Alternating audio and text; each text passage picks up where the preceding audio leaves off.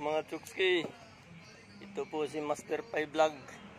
Sisibak po tayo ng kahoy. Parang na naman hikan po tayo dito.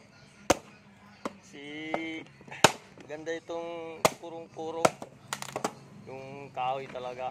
Ganyan dito sa probinsya natin. Masarap pag lutong kahoy. Nakakatipid ka pa. Masarap pa yung ulam mo. Lalo pagluto dito. Yung mga laman na nausukan na maganda yung tubo nila. Ito yung lalo na yung durian ko. Tanom namin. Gumaganda na, may bulak na. Lahat namunga na siya eh. Itong kagandahan pag mauwi ka dito sa bahay, pag wala kang duty, dito tayo.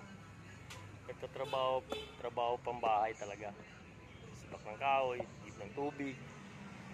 Naman talaga habang dito tayo sa bahay, katulong ka sa gawaing pangbahay.